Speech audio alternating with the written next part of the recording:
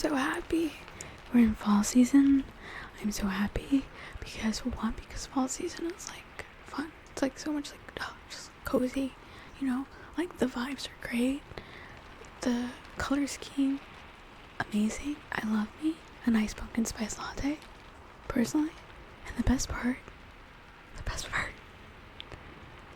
is that it leads us to Christmas and the winter season. And that is the best. So I am looking forward to spending Christmas 2024 with you. But for now, we are going to read. Would it be too weird? Okay, listen, Linda. I want to do a movie, what is it? Like, not a marathon, because we don't have to do a marathon. I think a marathon would be a little excessive, low-key. But I do want to do a movie night. This is what I'm thinking. But it would be, sad if no one shows up. So, I want to do a movie night. We could do it, like, in the Discord server somehow. I'm sure that, like, works, like, logistically. Well, you can watch Twilight, because that would be so much fun. You know, I'll, like, order some pizza. You guys can get yourself some, like, good snacks as well. And then we just, like, all, you know, recite every quote from the movie, word for word, because we watched it too many times in our lifetime. Let me know if that would be something you guys would want to do. It would be live, obviously. It wouldn't be, like, the video, like this. So, let me know. We wouldn't be able to do it on YouTube. I know that much because copyright, obviously. So it would in fact have to be privately in a Discord server. Which I do have, by the way. I have a server already made. Just in case. I'm ripping it. Very much ripping that. Alright. Twilight Chapter 16, Carlisle. He led me back to the room that he'd pointed out as Carlisle's office. He paused outside the door for an instant. "Come in," Carlisle's voice invited. Edward opened the door to a high-ceilinged room with tall west-facing windows. The walls were paneled again, in a darker wood, where they were visible. Most of the wall space was taken up by towering bookshelves that reached high above my head and held more books than I'd ever seen outside a library. Carlisle sat behind a huge mahogany desk in a leather chair. He was just placing a bookmark in the pages of the thick volume he held. The room was how I'd always imagined a college teens would look, only Carlisle looked too young to fit the part. So 23. He looks 23. That's like really, really young. They did not cast that movie correctly, but also they did, I don't remember the actor's name, but like he does a good job, like right, he does in fact look like old in a fantasy way. You know, and very calm and fatherly, which is supposed to be like the vibe that Carlisle gives. But 23? "What can I do for you?" he asked us pleasantly, rising from his seat. "I wanted to show Bella some of our history," Edward said. "Well, your history, actually." "We didn't mean to disturb you," I apologized. "Not at all. Where are you going to start?" "The wagoner," Edward replied, placing one hand lightly on my shoulder and spinning me around to look back toward the couch we'd just come through. Every time he touched me in even the most casual way, my heart had an audible reaction. It was more embarrassing with Carlisle there.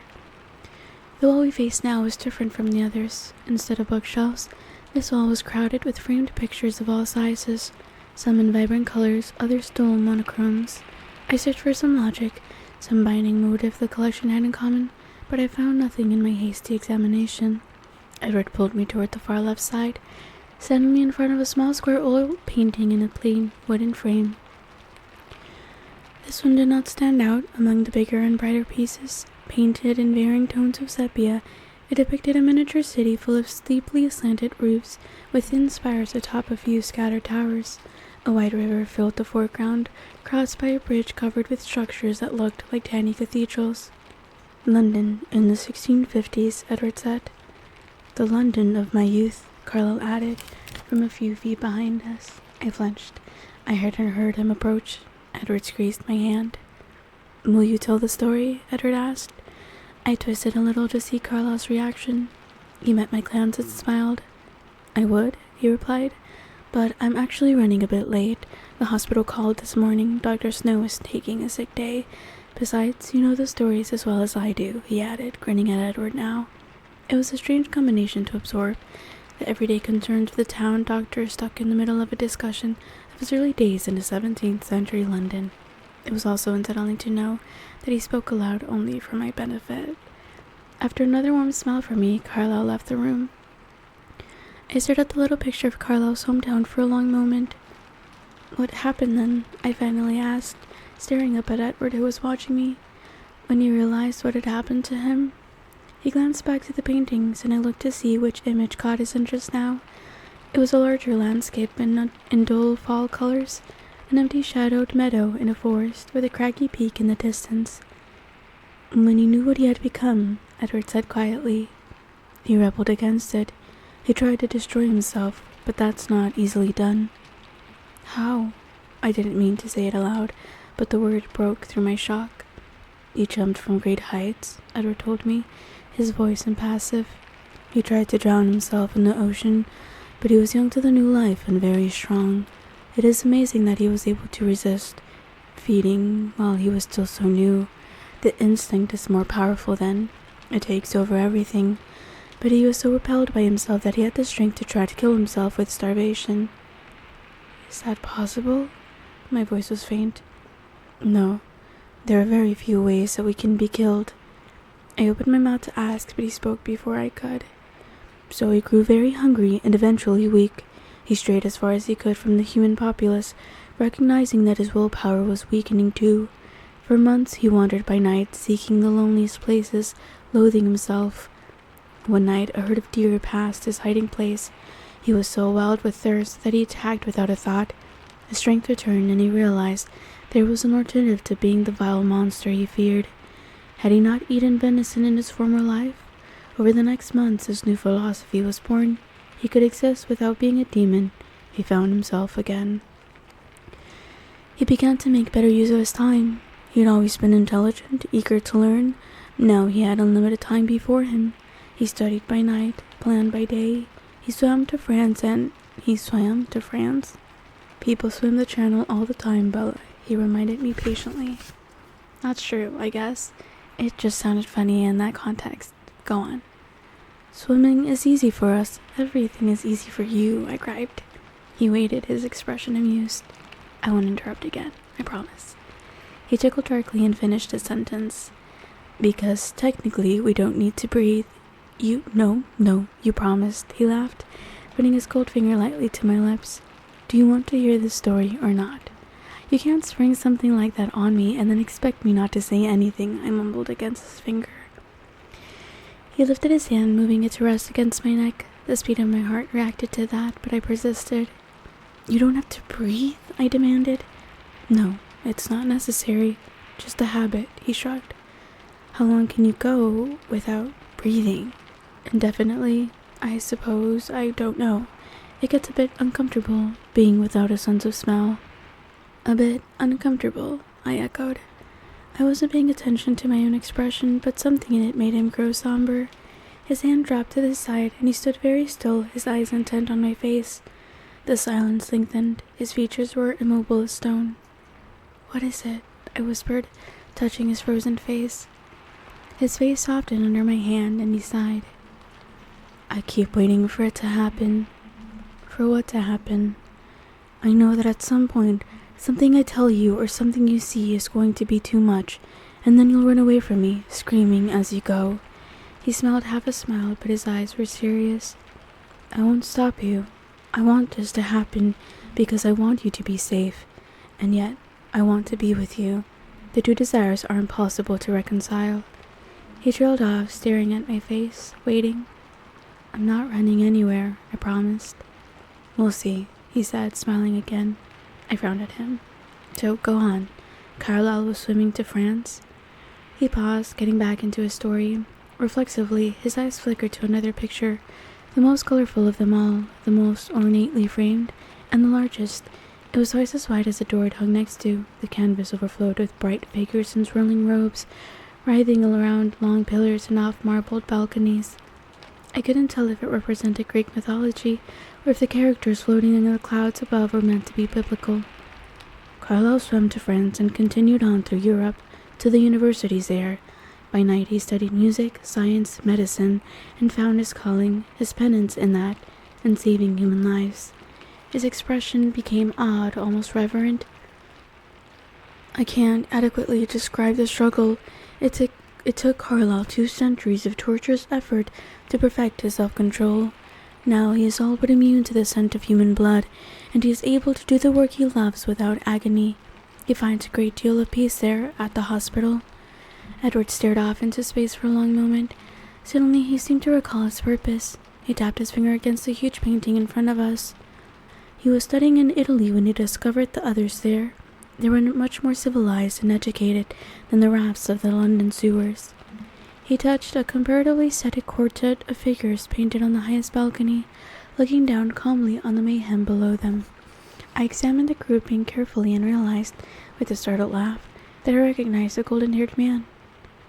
Solimena was greatly inspired by Carlyle's friends. He often painted them as gods. Edward chuckled. Ero, Marcus, Caius, he said, indicating the other 3, 2 black-haired, 1 snowy white, nighttime patrons of the arts. What happened to them? I wondered aloud, my fingertip hovering a centimeter from the figures on the canvas. They're still there, he shrugged, as they have been for who knows how many millennia. Carlyle stayed with them only for a short time, just a few decades. He greatly admired their civility, their refinement, but they persisted in trying to cure his aversion to his natural food source, as they called it. They tried to persuade him, and he tried to persuade them, to no avail. At that point, Carlyle decided to try the new world. He dreamed of finding others like himself. He was very lonely, you see. He didn't find anyone for a long time, but as monsters became the stuff of fairy tales, he found he could interact with unsuspecting humans as if he were one of them. He began practicing medicine, but the companionship he craved invaded him. He couldn't risk familiarity. When the influenza epidemic hit, he was working nights in a hospital in Chicago. He'd been turning over an idea in his mind for several years, and he had almost decided to act. Since he couldn't find a companion, he would create one. He wasn't absolutely sure how his transformation had occurred, so he was hesitant, and he was loath to steal anyone's life the way his had been stolen. It was in that frame of mind that he found me. There was no hope for me. I was left in a ward with the dying. He had nursed my parents and knew I was alone. He decided to try. His voice, nearly a whisper now, trailed off. He stared unseeingly through the west windows. I wondered which images filled his mind now, Carlyle's memories or his own. I waited quietly. When he turned back to me, a gentle angel smile lit his expression. And so we've come full circle, he concluded. Have you always stayed with Carlyle, then? I wondered. Almost always. He put his hand lightly on my waist and pulled me with him as he walked through the door. I stared back at the wall of pictures, wondering if I would ever get to hear the other stories. Edward didn't say any more as we walked down the hall, so I asked, Almost? He sighed, seeming reluctant to answer. Well, I had a typical bout of rebellious adolescence about 10 years after I was born, created, whatever you want to call it. I wasn't sold on his life of abstinence, and I resented him for curbing my appetite, so I went off on my own for a time. Really? I was intrigued, rather than frightened, as I perhaps should have been. He could tell. I vaguely realized that we were headed up the next flight of stairs, but I wasn't paying much attention to my surroundings. That doesn't repulse you? No. Why not? I guess it sounds reasonable. He barked a laugh, more loudly than before. We were at the top of the stairs now, in another paneled hallway. From the time of my new birth, he murmured, I had the advantage of knowing what everyone around me was thinking, both human and non-human alike. That's why it took me 10 years to defy Carlyle. I could read his perfect sincerity, understand exactly why he lived the way he did. It took me only a few years to return to Carlyle and recommit to his vision. I thought I would be exempt from the depression that accompanies a conscience, because I knew the thoughts of my prey. I could pass over the innocent and pursue only the evil. If I followed a murderer down a dark alley where he stalked a young girl, if I saved her, then surely I wasn't so terrible. I shivered, imagining only too clearly what he had described: the alley at night, the frightened girl, the dark man behind her, and Edward as he hunted, terrible and glorious as a young god, unstoppable. Would she have been grateful with that girl, or more frightened than before? But as time went on, I began to see the monster in my eyes. I couldn't escape the debt of so much human life taken, no matter how justified, and I went back to Carlisle and Esme. They welcomed me back like the prodigal. It was more than I deserved. We'd come to a stop in front of the last door in the hall. My room, he informed me, opening it and pulling me through. His room faced south with a wall-sized window like the great room below. The whole backside of the house must be glass. As he looked down on the winding Solduck River, across the untouched forest to the Olympic mountain range. The mountains were much closer than I would have believed. The western wall was completely covered with shelf after shelf of CDs. CDs. That's funny. We're like so far ahead that people don't even have CDs anymore. Well, actually, some people do, but they probably also have like vinyls. So that's how what this is.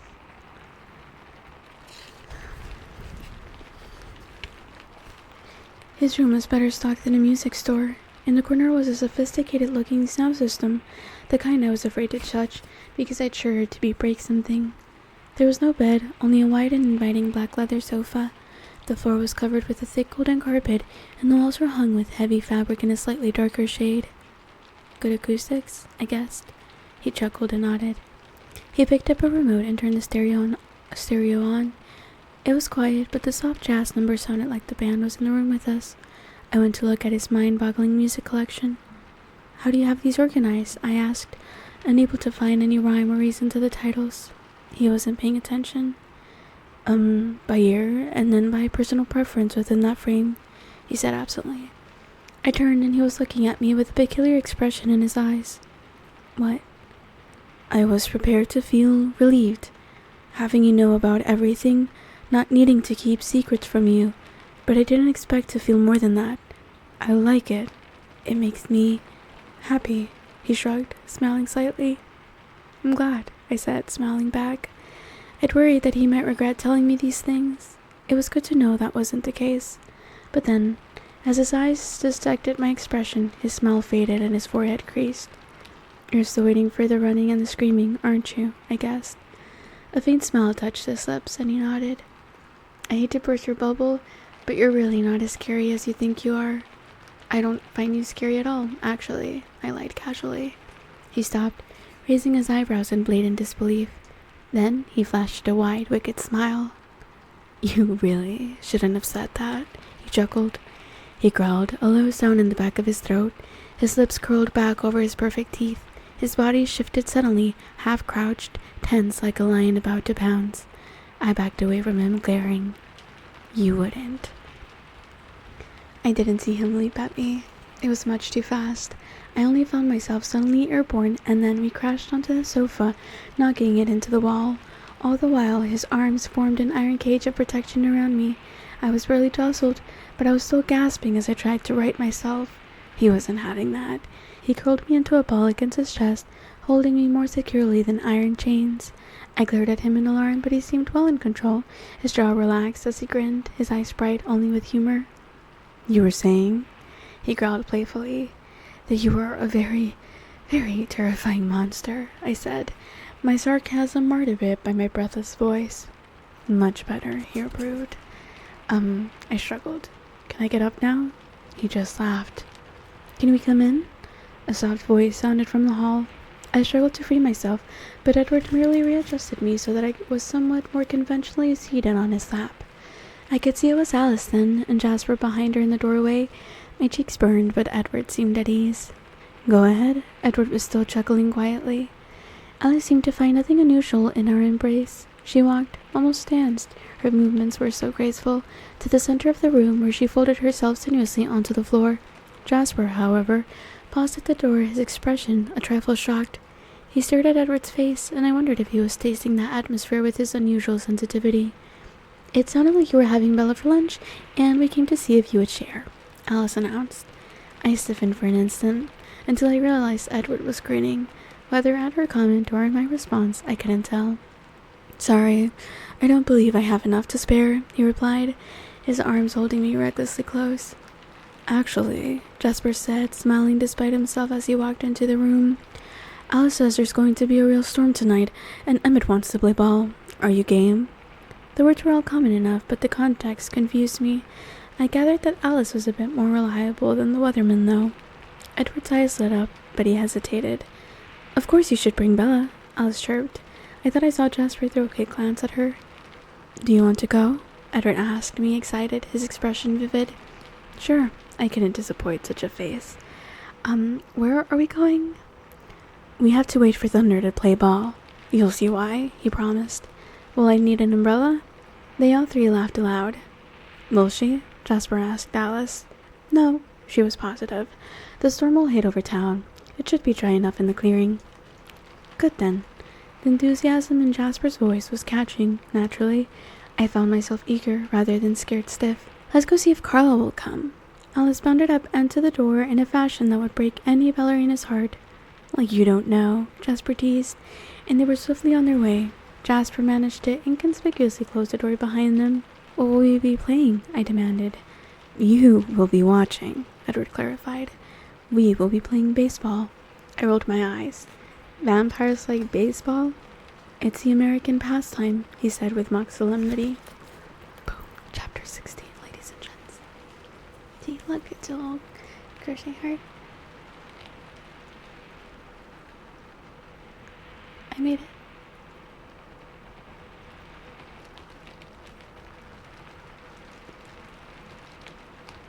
I said heart. It's a bow, obviously. So I'm just currently using a little tails as a bookmark for now. Twilight. My childhood love. Okay, I've been reading for like 2 hours, so my jaw hurts, my throat hurts. We're good to call it a day. But thank you so much for reading with me. Thank you so much for sticking around. I'm sorry if you could hear my stomach at some points. I'm hungry. Friendly reminder, we're trying to reach 1,000 subscribers by the end of this year, so please make sure to interact with this video. It helps the channel out, gets this out there to more people. So give this video a like if you enjoyed it. Click down there to subscribe if you haven't already. Thank you so much for watching, and I sincerely hope none of your favorite characters